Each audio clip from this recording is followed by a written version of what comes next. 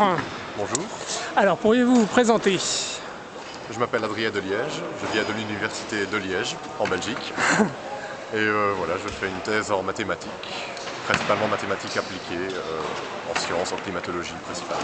Donc les mathématiques peuvent être utiles à la société? Bah, évidemment, les mathématiques sont utiles à la société. On est entouré de Pascal ici, de Lavoisier, de Descartes, qui étaient, qui ont tous les trois fait des mathématiques à un moment dans leur vie. Donc les mathématiques sont très utiles. Et particulièrement votre thèse? Pardon? Particulièrement votre thèse? Parler de ma thèse? Oui, votre thèse. Donc, Elle est appliquée, oui, justement. oui, j'utilise donc des nouveaux outils mathématiques qu'on appelle des ondelettes. Oui. Je l'utilise à des fins d'analyse de données de température en fait. Donc voilà, je ne vais pas décrire les formules parce que c'est horrible, et je pense que personne n'a envie d'entendre ça. Mais alors j'utilise toutes ces choses-là pour analyser finalement des choses concrètes, des données de température, entre autres pour l'instant. Voilà. Les futurs El Niño, c'est ça? Et donc l'événement El Niño est un événement très intéressant d'un point de vue climatique. Et donc c'est pour ça que je l'étudie, parce que je me dis peut-être que mes outils vont permettre de trouver des choses avec ce El Niño. Et éventuellement de prédire les El Niño. Ça je ne sais pas. C'est compliqué avec la météo de prédire. C'est très compliqué, c'est très compliqué. Voilà, c'est un travail de longue haleine, on verra jusqu'où ça peut aller. Voilà.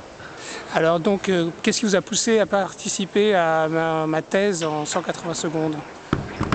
C'était un challenge personnel. J'avais vu les candidats de la finale belge de l'année passée. Et je m'étais dit, ils sont vraiment très forts, c'est très chouette comme concours, c'est une très bonne initiative, donc j'ai envie de le faire, ça me motive ce genre de choses. Et voilà, je me suis lancé dedans, je me suis dit, je le fais, on verra ce que ça donne, simplement, pour le fun, pour le plaisir, sans penser à la finale, sans penser au reste, juste moi, voir si je sais faire le truc. Et il s'avère que ça passe bien. Vous préférez faire ça ou faire une présentation dans un colloque scientifique? C'est pas comparable. Ah bon, c'est pas comparable? Il n'y a pas d'interview après une présentation scientifique, donc ça a un côté assez agréable. Il y a 2-3 questions, mais bon, il n'y a pas 40 interviews après. Voilà, mais sinon, les deux sont très chouettes, mais c'est des styles très différents. Donc j'aime beaucoup les deux, j'aime beaucoup présenter de manière générale, que ce soit de la vulgarisation, que ce soit des choses plus compliquées. Pour moi, j'aime bien les deux.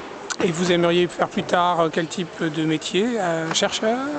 J'aimerais bien travailler dans la recherche, j'aimerais bien travailler dans l'enseignement, universitaire aussi, si c'est possible, mais les places sont rares et chères, donc c'est très difficile de trouver une place là-dedans. Mais sinon, voilà, je suis ouvert à beaucoup de propositions. Et en Belgique, le doctorat est bien valorisé? Oui, je pense que ça commence à être valorisé. Il y a de plus en plus de doctorants qui sont engagés dans les entreprises et qui valorisent leur doctorat. Donc à ce niveau-là, je ne me tracasse pas trop. Voilà. Éventuellement, vous-même, vous pourriez travailler ailleurs que...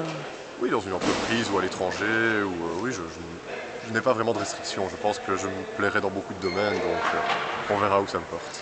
Écoutez, merci beaucoup. Merci. Bonne soirée.